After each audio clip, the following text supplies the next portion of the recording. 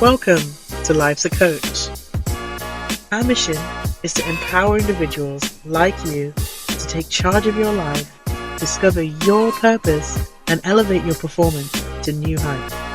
Each week, we'll be diving into engaging discussions, introducing you to valuable tools from the coaching world, and giving you different perspectives on individual development. Whether you're seeking clarity, motivation, or a fresh perspective, we've got you covered. Again, welcome to Life's a Coach, where the power to transform your life begins now. Welcome to Life's a Coach. I'm your host, Avril Yosfat. In the last episode, Eric, Almar, and myself were having our weekly check-ins, and I decided to press record. We ended up having a very insightful conversations that touched various topics. And in today's episode is a continuation of that day when Sophia joined us.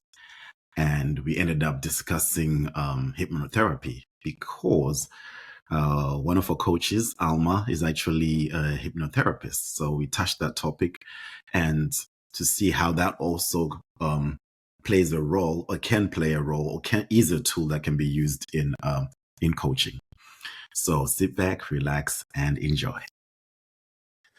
We just had an interesting podcast, which we just continued recording, and you're now in it too. It's just a mishmash of topics and things just coming out. We just started talking, and we're everywhere. We are We everywhere. went from bucket lists, adventure lists to hypnotherapy and triggers. Oh, I was there yesterday, Almar. What do you mean you were there? Oh, did you? So, for those of you that don't know, Sophia is also seeing a hypnotherapist. Yeah. I don't know if I mentioned this with all of us together. I know I mentioned to Almar. Yeah. Yeah. Oh, what's she doing? Sorry. Tell us about it. Yeah. So on November last year, I started doing hypnotherapy with someone here in Portugal. So it's a presential session.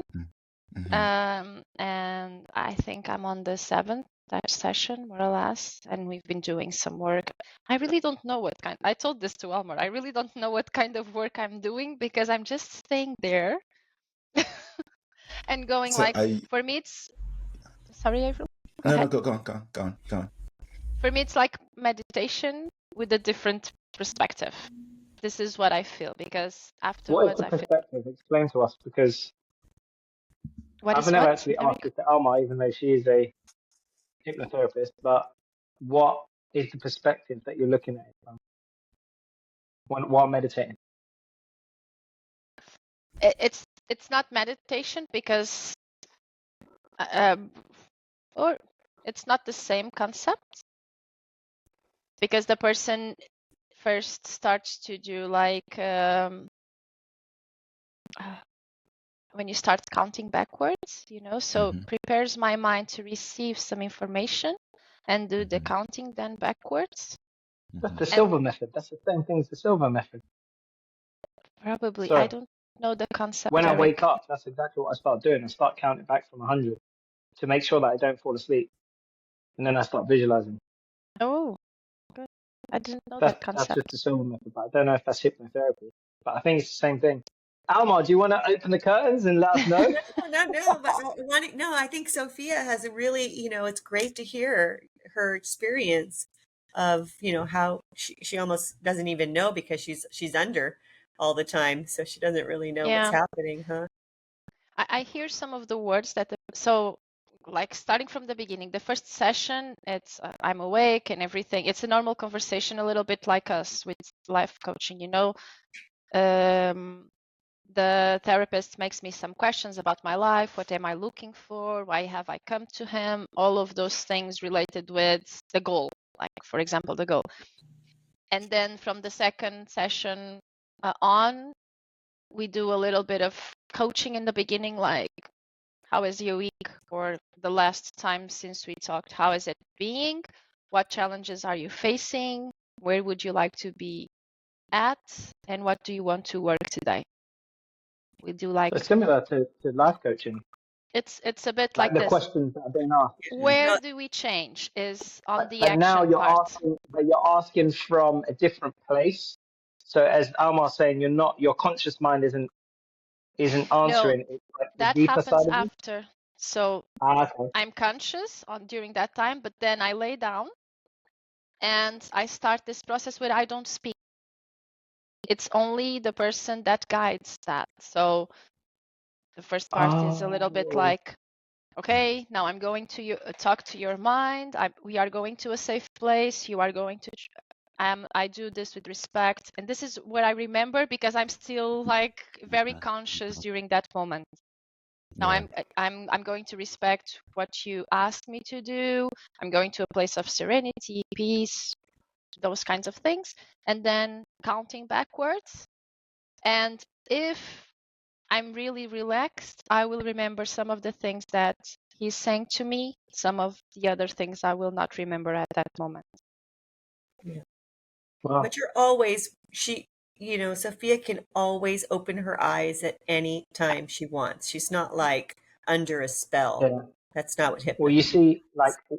I only have done something called, I think they called it journey, like the journey or a journey. I don't know what it was, but basically, I was going into this deep sleep or meditation where I felt that I was losing control of my consciousness. Hmm. So it's like very deep. What is that transformational breath? So like breathing through your belly button up, like all the way up, all the way down. So it's like very deep breathing through your mouth. Um, and whenever I would go so deep that I was like literally losing control, what I would call it, I would not allow myself to go any deeper. I just felt very disoriented, and I don't know, I was very kind of scared, to be honest. So I don't know, that's what you're talking about, Sophia. That's the part where you kind of lose kind of consciousness of, actually remembering what's going on, or control of like, like almost as if, like I'm going to sleep, but my body's still awake. I don't know. I don't know how to describe it. It's kind of like, yeah.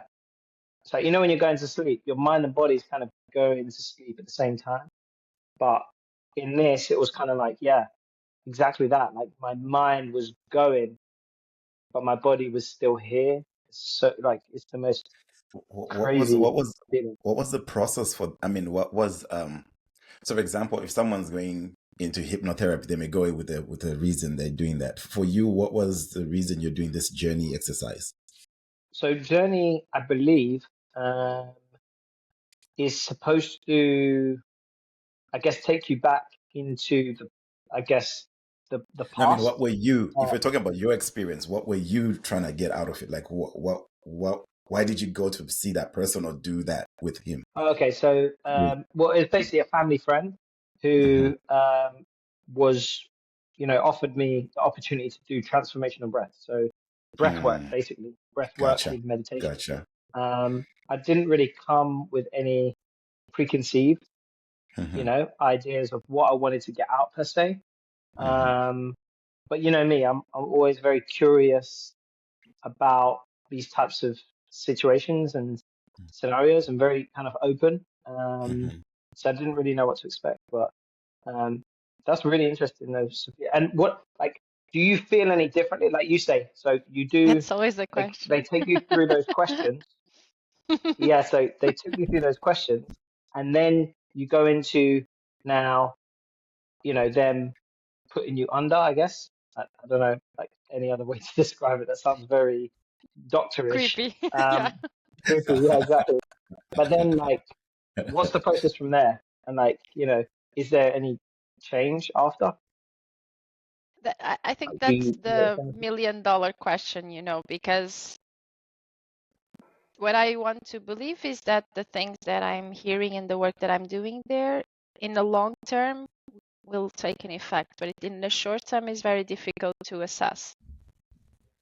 I don't feel, and maybe Almar can go a little bit deeper on this, No, on that her the changes journey are of subtle. learning. The changes Sorry, are Almar? subtle, but subtle but profound, and they can take, weeks to really kind of kick in, or 5 minutes. As I worked with Avril once, and we did a change in 5 minutes with hypnosis. So it really depends, I suppose, on the journey.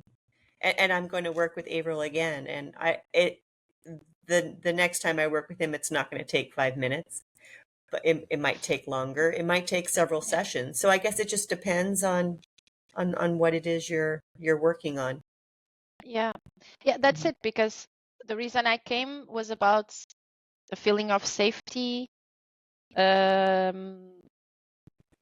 and that's so rooted in me and since my childhood that I think that it's not going to be something that I would change in 5 minutes. It will take, it's a longer process.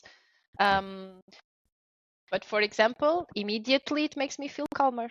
Yesterday I was like just very, how do you say, stressed or in anxiety because of everything that it has been this week. And I went there and it was like the process, it calmed me immediately. So I would say that the 5 minutes or the thing that you can get on a session is being more at peace, more calm, but the impact, as it is more on the roots of the situation, it takes a little bit longer.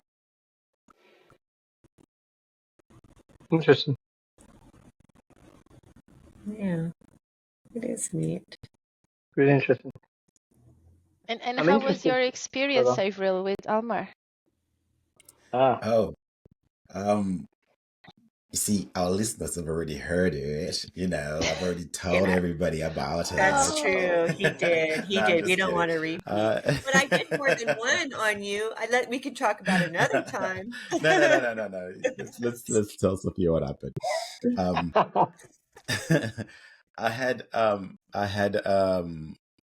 So I was having a coaching session with Alma and Jean and Max, right? It was an ICC coaching session. And during the session,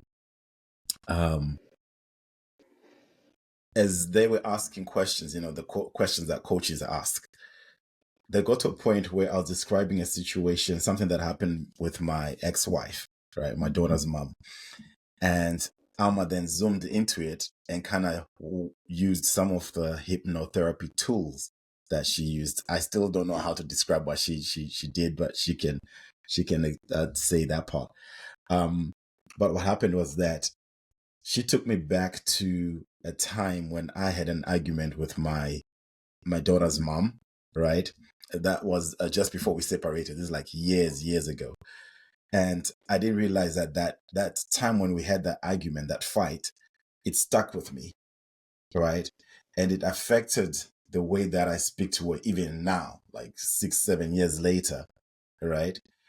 And there was an emotion and the memory that was associated with that was just a scary thing. So at times when I see it, I feel scared, right? So Alma walked me back to that argument, and she used this technique. Do you want me to say, Alma, what it is? Go ahead. She took me to this place and was like, okay, picture her talking in a animation or cartoon voice. All right. Then I did that, and it felt like it dissipated all the emotional charge that I had associated with that. So instead of finding it as a scary moment, it became a funny moment, right? And when we came out of it, the energy that I had about that situation totally changed. And actually, I forgot that happened. When I talk to my daughter's mom now, she doesn't scare me in those scenarios as she used to before. So it's like whatever that hypnotherapy stuff that Alma did totally worked, because I see the effects of it. I feel it, So yeah, that's the stuff that I shared earlier on. Okay. Would you want to describe what that tool is, Alma, for our listeners and audience? Yeah, putting you on the spot. You love that. Yeah, you do, huh? I could answer again the same way. I don't know how it works. It just does. But as I explained a few times already, it's just reprogramming. That's all we're doing. But what I find the most fascinating is that we are all walking around programs running that are just sabotaging our lives. And with just one simple, rewiring that could take a moment. I'm not saying this is for everything. I'm not talking about serious issues. I'm just saying for a lot of things, habits, triggers. I mean, if I could do that in 5 minutes with, using a cartoon voice and a little guide and change that, doesn't that just kind of change our whole perspective of all of our hangups and habits and issues that we're walking with? Like, oh, it's going to take years to fix. I've tried so hard, la, la, la. But no, you just like the playing field has changed now.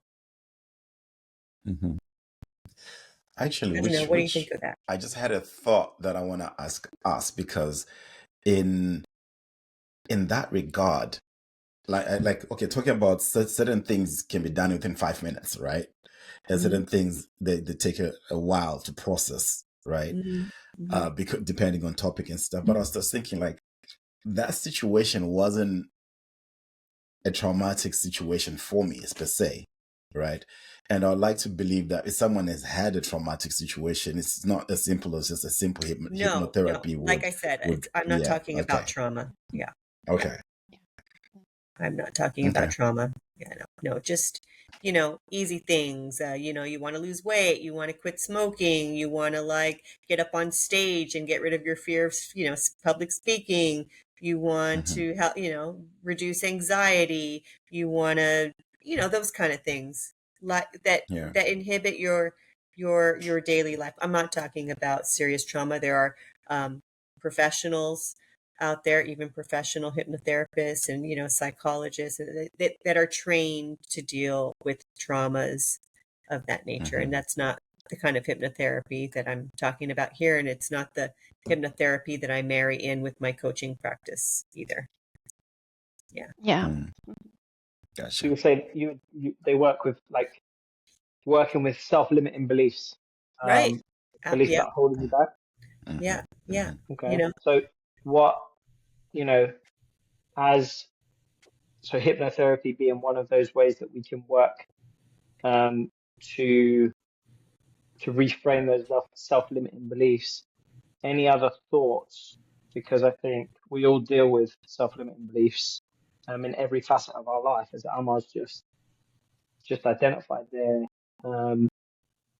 What are perhaps some thoughts on either in your own experience coaching or your experience just being a human, right? The human condition, dealing with self-limiting beliefs, whether at work, in relationships, health, wealth, fitness, any kind of area. Any thoughts on, first of all, I think the first step, like anywhere else, is to become aware of those self-limiting beliefs, because I think some of the time we're not even aware that that they are present, right? As Almar's mentioned a number of times, like a lot of the time they're in our subconscious, right? So they're so ingrained within us that they almost, they don't come in as rational thought. They come in through as feelings, right? So I feel that's probably the difference between the subconscious mind manifesting itself through feelings is it just comes straight through from feelings because it's so ingrained within us. So how do we become aware, of these self-limiting beliefs? Beliefs that are holding us back, basically, right? So I can't do this, I'm not good enough, I'm not going to do this now because I'm not ready, right? I mean, to frame it, I'll give the example again of, like, I did a talk yesterday, right? First time that I've done kind of this kind of talk in front of like athletes and players, doing a case study on a player that I'd worked with at a tournament, right? So giving a talk, and I've never really done anything of this kind, right? In this space. So really, yeah, I think I was a bit more aware of it just because this is a new situation, new gig. But um, preparation, I think, obviously helps a lot with regards to, giving you the tools to be able to do that, right? So we spoke a lot previously about confidence and anxiety and the sweet spot between the two. It's good to have some confidence and some anxiety, but too much of the other will take us down a very difficult path, right? So any thoughts on how you've overcome a self-limiting belief or any self-limiting beliefs that you're dealing with right now?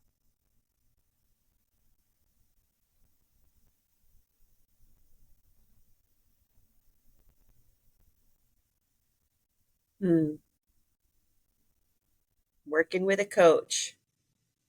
Yeah. Working with a coach, I suppose.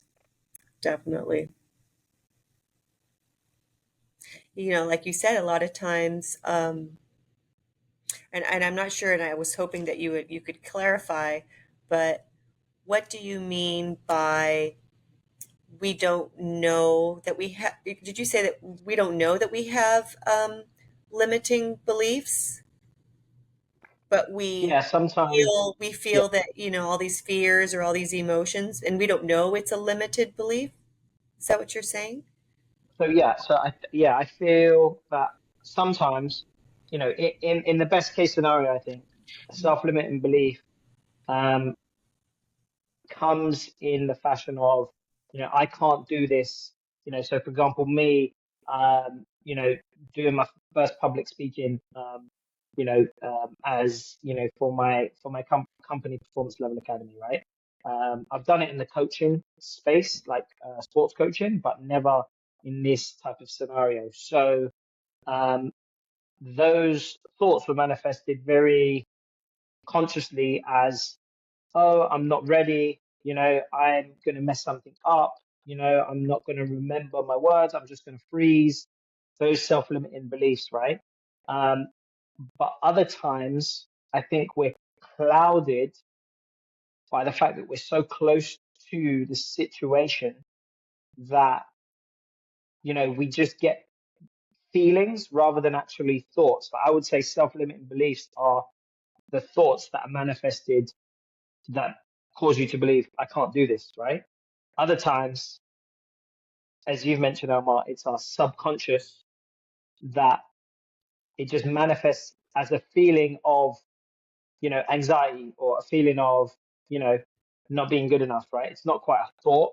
It's so ingrained within us that we can't do it. But it's not so much something like, it's not like what I would call self-talk, like in your mind. Like it's not something that you're actually hearing and having a conversation with yourself about. So I mean, either or, right? I think. I mean, are we all just confident, perfect beings who never have any um, any doubts in ourselves, or like where do we feel that feeling of kind of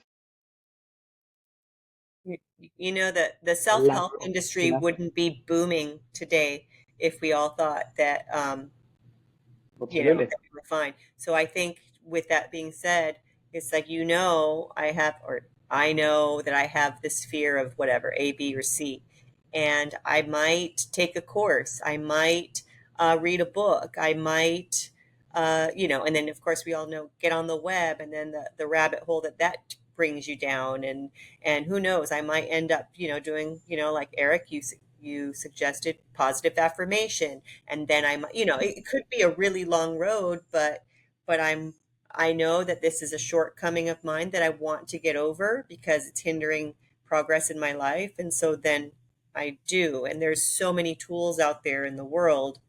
I mean, like I said, it's booming, for us to do that. There are some methods that are quicker than others, and there are some people who learn quicker than others. I mean, it's I don't know. I know I'm not really answering your question, but I am also, because I think that's how all of us have gotten to where we are today. because that's like the phrase du jour, right? Limiting beliefs, imposter syndrome, which we have to be really careful not to cling on to because labels aren't healthy in that way. But yeah, we're everybody's working towards conquering their fears and improving in one way or another. There's lots of methods. I don't know. Those are my thoughts. Sophia? Yeah, so I relate a lot to that with the thing of not feeling competent enough, good enough, uh, knowledgeable enough on some of the things, on most of the things. And I read just recently something that this is related a lot with when you give a high importance to what you are speaking to or what you are dealing with, then that's when anxiety may raise up on you because you really are giving a very big importance to that topic or to the situation. For example, what you were mentioning, Eric, just public speaking. You probably had a lot on your mind on, I want this message to go through that people, to reach the audience, for them to understand that importance. It's because you matter with that, right? It also matters to you. And by the end of it, I would say that it's having fun, because if you like that, if that is important to you, and if you put that part of you not worrying but having fun, it brings a little bit of distance to the situation, and you also keep it lighter to your public and to the people that you are talking to.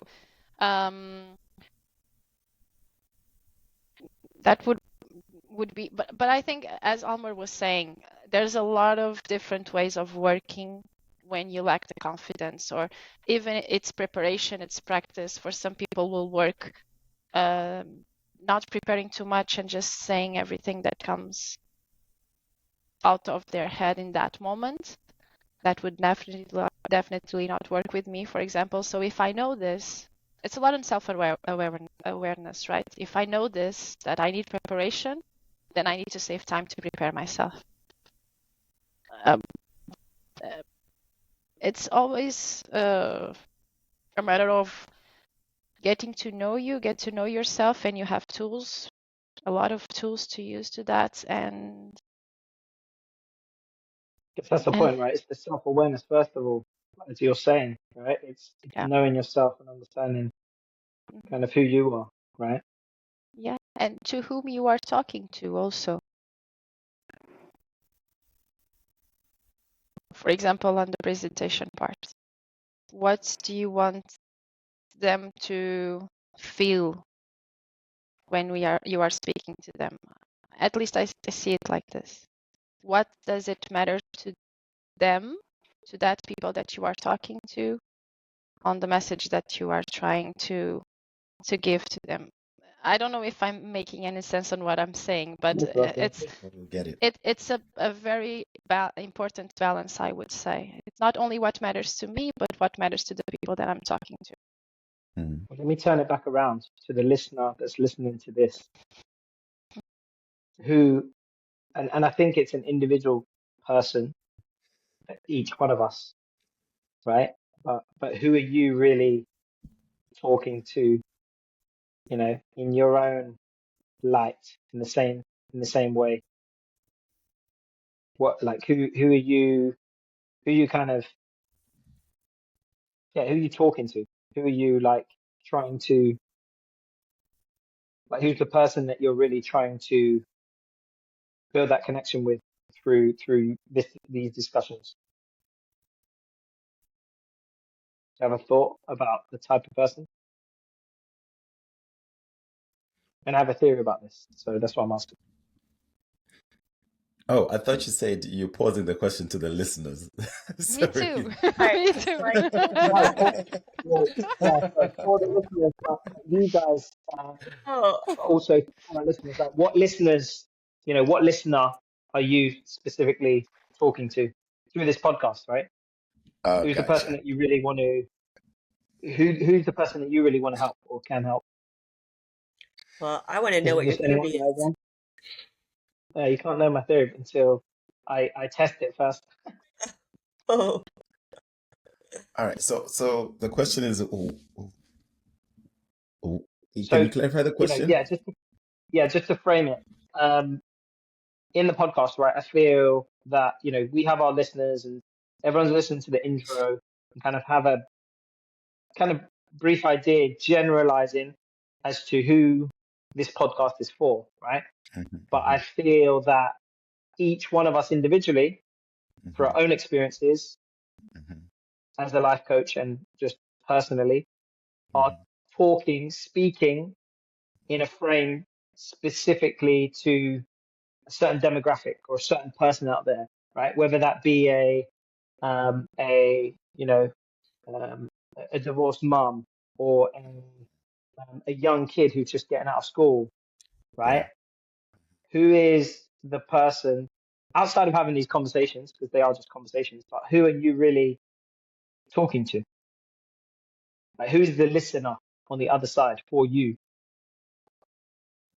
I'll Oh. answer. For me, it's all of you. All of us The in the group. room, or all of us Yeah. out there? Oh, yeah, right. Sorry. Thank you, Avril. So I am truly present in the moment, having a conversation Mhm, with Avril, Eric, and mhm, Sophia, mhm, because no one's listening to me talk. No, I'm mhm. just kidding. I Yeah, and that I think so. I think I'm just really present. But now, Eric, that you brought into my conscious mind the fact that there are hundreds of people listening to us, I think now I'm just going to be quiet. No, you're not. We don't let you do that. Yeah, anyway. um, my response to that is this. I feel this. So the beauty about life's a coach is that for me, we got not just different people from different backgrounds, right? Um, different background, different cultures, different ethnicities, but we are all different. We're all coaches, but we specialize in different things, right? We have different issues, and what I love about that is that when we speak, um, whatever topic that comes, right, whatever topic that's on the agenda that day, right, just having two people in a room discuss it is going to relate with somebody out there, right? And the fact that there's six of us and we bring different perspectives, right? It lends out there to anybody and everybody. There's something for somebody. But not but and however, coming back to something similar to what Alma said, in that moment when we're talking, I'm present to the room. I'm speaking to Alma, I'm speaking to Eric, I'm speaking to Sophia, right? And I'm present to what they're saying, and as they're present to me, the engagement is going on, and the authenticity of that is what lands and resonates with whoever and wherever that needs to go to. There's certain podcasts I listen to, and there may be a whole episode. I'm like, I got nothing out of that podcast, right? And there's certain I was like, okay, I got something, or like, oh my god, I so related with everything that was going on there. So I and the people who are doing the podcast, I don't think they specifically saying, oh, we're targeting Avril in this particular moment. You know what I'm saying? So that's the way I kind of best way I can answer your question. That I feel like I'm speaking to the room, but whatever I'm saying in the room is going to resonate with certain folk out there and may not resonate with other folk out there too. But again, the beauty of this is that even if something I say does not resonate with someone out there, but something Sophia says is going to resonate with someone out there. So that's what I love about it. So who am I speaking to answer your question back to that? I'm speaking to you guys in the room. You are my listeners. Okay, Sophia? I really want to know your theory. I I mean, it's know. nothing groundbreaking. Nothing But groundbreaking. because I'm just with Almar Building and up with this Avril. theory and then Yeah, just but I'm just go with on. Almar and Avril on this. First of all, when I speak, I really feel that I'm having fun. And now I go back to what I just said. I'm not thinking that I'm speaking to someone or that I need some validation, because this was my problem. And I will call it a problem because I saw it like this in the beginning when we first started. And then I had that pause to just reorganize myself and my thoughts. And then I feel I came back with a different approach to me, to you, to the listeners, to everybody. So, and by having fun, I feel I'm with friends. It's more easier to go with the flow and say the things that come to my mind. And as Avril just saying, if it resonates with just one person from the, not hundreds, Almar, millions of people that listen to us. Fuck But yeah. if it resonates with one, it's awesome, because we all listen to podcasts. And at least on my perspective, there was some time I heard some podcast that just one thing that was said there really transformed my way of seeing something. So if we can make this for one person, one people, two people, whatever it is, it's already a very big change that we make in someone else's life. So I'm here talking to friends that at this moment, it's the three of you. When we have Jean and Alexis, we are more. So that's it. Now Nice. the Very theory. cool. Now the theory. Yes. No, I Feels mean, like we need a so drum roll here. again, just to clarify, no, I don't And need with a the drum roll. theory, you're going to Please, wrap us up, please. huh? Well, I said I when Yes. guess you so. when you I guess share so. the That would theory, be we'll fitting, wrap. right? Oh, Yeah. yes. So to frame the question, I feel, of course, we're having conversations with friends, and a lot of the conversations are very, as we know, kind of off air, very natural and random, right? How these conversations take place, which I think makes them beautiful. But at the same time, I also feel that we're all biased towards certain modes of thinking and feeling based on our prior experiences, our, I guess, chosen paths of focus for coaching, for example. Like, Almar, we spoke about hypnotherapy today, right? So, perhaps that topic, however we got there, obviously, um, probably lends itself to a more spiritual, grounded person who is very open to those spiritual types of healing, for example, right? So maybe we're doing that consciously or subconsciously. For me, it doesn't matter, right? It's going to probably relate to and speak to a certain person.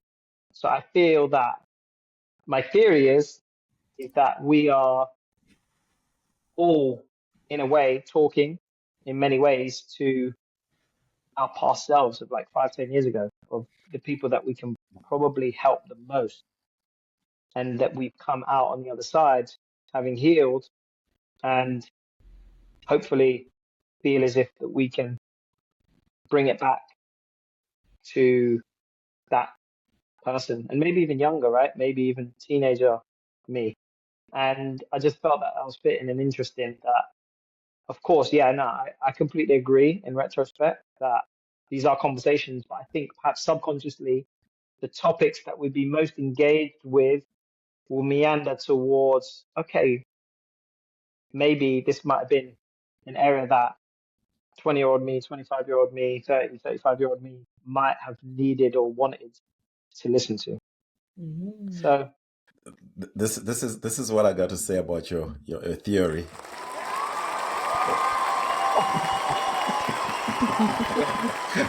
Well said. Well said, yeah, definitely, Eric. love it, guys. Yeah. All right. All right. Do you want to close us out today, Eric? Great, guys. We spoke a little bit about hypnotherapy. We spoke a little bit about fears and beliefs and perhaps some ways that we can challenge those. Hope you got something from today's podcast. Let us know what you think, what you feel, and we'll see you next time. See you later, guys. All Signing right. off with Avril, Sophia, and Almar. See you. Exactly. See you all. See That was a you. lot of fun. Thank you for joining us on today's episode of Life's a Coach, where our conversations aim to empower and support your personal growth. Until next time, remember that personal development is ongoing, so keep exploring, keep learning, and keep living a life that aligns with your true purpose. Take care, and we'll see you on the next episode of Life's a Coach.